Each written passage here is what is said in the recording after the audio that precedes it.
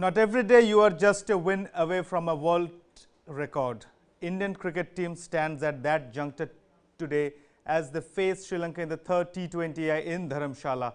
They beat Sri Lanka by a massive margin in the second T20I and are poised for another clean sweep under the captaincy of Rohit Sharma. Joining me in today's discussion is my colleague Nikhil Narayan. Nikhil, a brilliant display. I mean, we'll discuss more about, we'll discuss a lot about the third T20I, but let's discuss a little bit about the second T20I when Sri Lanka, they batted really well. You know, they scored 183 at one point of time when Ishan Kishan and Rohit Sharma, you know, they departed inside the power play. It looked like things might be tricky, but then this is an Indian team, you know, where we have hungry individuals, you know, fighting for a place in the 11, fighting for consistent place in the 11, and Shreyas Iyer, Ravindra Jadeja, Sanju Samson, a brilliant picture. Absolutely, Abhishek. You know, after India lost the openers in the power play, I thought India would be tested in the match, but it did not happen.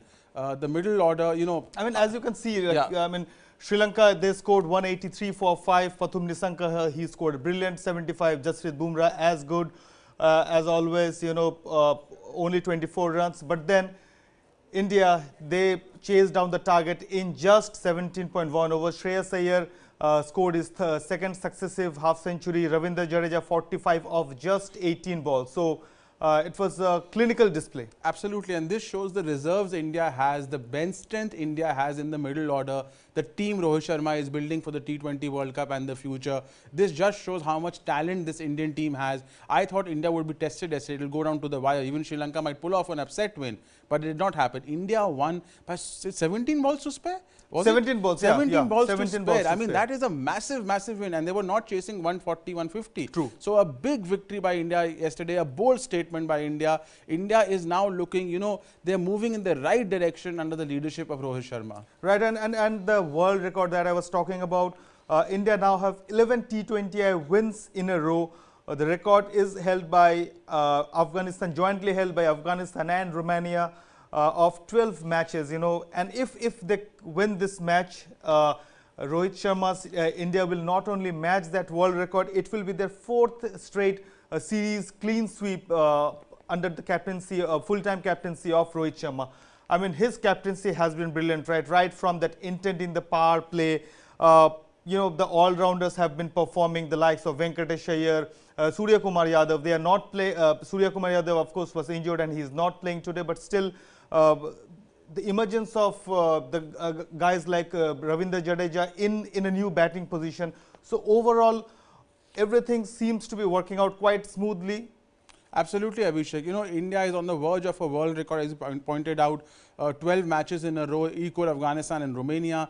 Rohit Sharma has won 11 consecutive matches since he became full-time captain of the limited overs team and now also the test captain. It can be 12-0 for Rohit Sharma consecutively. This is looking good for India. This is a great start for Rohit with Rahul Dravid. And also, as you were talking about his astute captaincy, he's initiated a number of new things in this tournament. The template in the power play, the all-rounders he's propagating in the middle order, whether it's Huda, whether it's Iyer, whether it's Jadeja. He's pushing Jadeja up in the in the top order. Yesterday, Jadeja produced one of the highest impact knocks of his T20I career. True. When he batted at 5, only for the first time in his T20I career, he was batting at number 5. And the shots he was playing, I mean, absolutely he scored brilliant, 7 fours, and he was hitting through the ground. All of them were clean shots, and yet he scored 45 out of only 18 balls, right? I mean, that's as good as anyone can get. And only in his second match, after making a comeback, he was injured for 2 or 3 months. Also, this return of Sanju Samson. Sanju also produced a cameo yesterday. And Rohit Sharma is openly backing Sanju. He realizes that Sanju Samson is, phenomenally talented. They need him on the hard and bouncing tracks where the ball will come onto the bat in Australia. Sanju Samson can win matches single-handedly. So all these, also the wrist spinners in the middle over. So all these tactical moves and nuances by Rohit Sharma show how brilliant he is a captain. No wonder he's taken MI to 5 titles. And the options, in middle order that India is getting right. I mean, the top order was never an issue, KL Rahul. I mean, obviously he's not playing, but KL Rahul, Rohit Sharma, Virat Kohli. the options are so many in the top order. The only point of contention or point of interest was that how the middle order will fare. But now, as things stands, you have as many as almost 5 to 6 players to choose from, right? I mean, there's Shreyas Iyer, there's Ishan Kishan, there's Ravindra Jadeja, there's Sanju Samson now, there's Surya Kumar Yadav, and there's Venkatesh Iyer too. Yeah, suddenly we have a problem of plenty. Plenty, right. You know, Shreyas Iyer, you know, I don't know how he will fit into this side, because he's been brilliant in this series, two magnificent 50s, but only one of Iyer and Surya Kumar can play, Abhishek. Both can't play. Jadeja has to play. Right. You know, Sanju Samson is also performing. Venkatesh Iyer is already a long-term replacement for Hardik Pandya. Right. So, you know, there is Ishan Kishan, who's also being used as a floater. Rohit Sharma might open with Ruturaj, or Rohit Sharma has to open with KL Rahul. He has to return to the side. So, you know, India can And mind you, when Rishabh Pant comes back, then you have to accommodate Rishabh Pant too. Also, then how do you accommodate Ishan Kishan? Absolutely. And there is Sanju Samson. So there is a possibility that players like Ishan Kishan, Shreyas Iyer, Sanju Samson may have to sit out of the final 11. Right. I mean, for sure, Ishan Kishan might miss today's match. You know, he had concussion and he was taken to the hospital yesterday. Mayank Agarwal, who was inducted into the 11, you know, when Ruturaj Gaikwad got injured, he might get a look in. You know, Rohit Sharma yesterday mentioned that they have tried, you know, 27 players starting from the West Indies series and till the Sri Lanka first two T20Is. They have tried 27 players. He mentioned in the post-match presentation that don't be surprised if we experiment more. So some likely changes in it. We are just minutes away from the toss of third T20, but do you think some of the changes will be compulsory because of the injury part, but voluntary also some new players might be inducted in? I mean, since we have won the series, I expect India to rest Chahal. True. They may also, you know, give Iyer a break. They may get Bishnoi, they may get another batsman. Ishan Kishan obviously is not playing this match. Mayank Agarwal. I think we'll see 3 or 4 changes only because India has already won the series. Right. So Rohit Sharma wants to get that final squad of 15 ready before the T20 World Cup. I think that the aim is to, you know, give all these players, the core as we are calling it, around 15 to 20 international matches. You know, I mean, having talent, performing in IPL, all that is really good. But when it comes to international matches, the pressure of international matches, wearing the India jersey, it's a different thing altogether. And I think that is the sole aim. Yeah. You know, even in the bowling department, how do you see the return of Yuzvendra Chahal? That is another talking point, really. Yeah, very, very impressive. See, he was brilliant in the UAE leg. We all know his numbers: 14 wickets in 8 matches in the UAE leg at an economy rate of barely over 6. In his return for India, he's not picked as many wickets, 5 wickets in 5 matches since in that period. But his economy rate has been brilliant. Again, just about 6 per over, which means he's controlling the middle overs. You know, Chahal between 17 and 19 controlled the middle overs brilliantly. He was very difficult to get away, but he lost that prowess in 2020 towards the end of, you know, 2019. That has come back. If Chahal can give only 6 runs per over in the middle overs, you know, 4 overs, 24, 25, and pick even 1 wicket, 2 wickets sometimes, he's done his job. He's done his job, and therefore I think the return of Yuzvendra Chahal along with Ravi Bishnoi is also one of the big stories for India in the last, you know, month or so. True. I'm sure the competition in the spin department is also really rising. You know, according to ground reports, Kuldeep Yadav, he was seen practicing at full stretch today.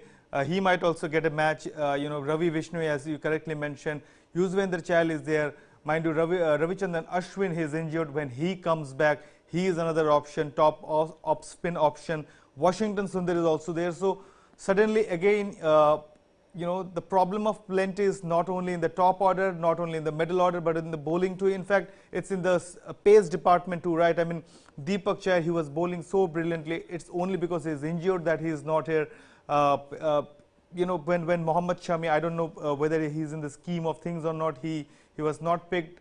Maybe he is rested. Maybe the selectors are looking at younger players, but in the bowling department also, both spin and pace, the options are plenty for Indians. Yeah, we have reserves in the fast bowling department. Prasidh Krishna was a man of the series against the West Indies in the ODI series. Jasprit Bumrah, obviously India's pace spirit in T20I cricket. Bhuvneshwar Kumar has provided breakthroughs in the power play.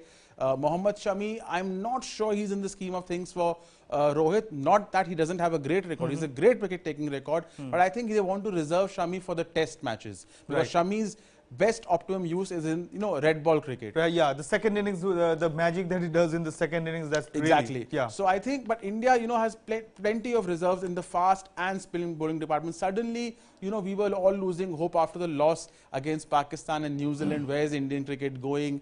A lot has also gone wrong in the last 3 or 4 months with Virat Kohli, his controversy around his captaincy. But I think under Rohit Sharma, slowly bits and, everything is coming together slowly bit by bit. Right, I mean the main point, if these are still early days, India is playing at home, but still the main point, Nikhil, if I may see it as a journalist, if I see it, is the kind of intent, yesterday also when Ishan Kishan, mind you, in the first T20 he played really well, Rohit Sharma, 2 veteran openers, 2 fiery openers, they were back in the pavilion. India never really slowed down, right? Absolutely. Sri Lanka's score was 32 for no loss in 6 overs. India 46 for 2 in 6 overs. It just shows Sri Lanka were conservative. Even if they didn't lose wickets, they were conservative. India lost 2 wickets, still they scored the runs. So it just shows the intent and the new approach under Rohit Sharma. The team is going all out in spite of losing wickets in the power play. But how difficult would it be, for Shreyas Iyer? I mean, you know that the team has kind of a preference for Surya Kumar Yadav, and rightly so, because he has those unorthodox shots. He can hold the innings. He can high strike rate. But the same thing Shreyas Iyer can also do, and he is a Kool-Aid. He's a IPL captaincy material. So how difficult is it going to be? It is a very difficult choice. The thing is, the choice for Rohit Sharma is, do you want a consistent Shreyas Iyer who will score between 130 and 140 usually, although in this series scoring at 180, or you want Surya who will produce that 40 of 20 balls score at 180, 170, 160. His career strike rate is 166. Shreyas is in the high 130s. That is the only difference. So just to cut you short, the toss update is here. Sri Lanka have won the toss and they have opted to bat first. So again, it will be a chase. It's crucial. I mean, the way Sri Lanka batted yesterday, though they lost the match, 183 was a really respected score. It's only because of the brilliance of the Indian batting order that they chased down the target in just 17.1 overs. So again, another mighty chase that we might see today.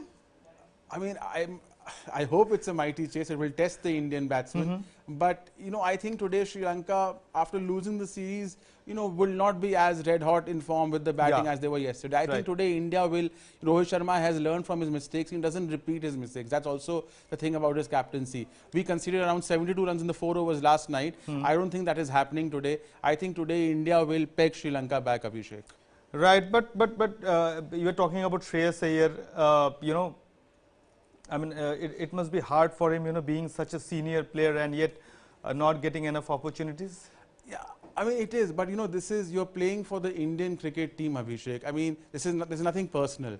If there is, I mean, only 11 can play. So if Surya Kumar Yadav has a little bit more to offer, then Surya will play. It's nothing personal against Shreyas. It happens all the time. So it's like the same thing happening with Hanuma Vihari in the test side, right? I mean, he may not get to play because maybe a Shubman Gill can do much more than a Hanuma Vihari, or a Shreyas Iyer has to play. So, it's nothing personal. These things do happen in cricket from time to time. Right. I mean, so what's your prediction for today? I mean, a easy Indian win? An Indian win, a reasonably comfortable Indian win. Right. We'll have to wait and watch whether it's a reasonably comfortable Indian win. We are covering the match live. Do log on to news9live.com. Follow our live blog. Thank you for joining. Goodbye.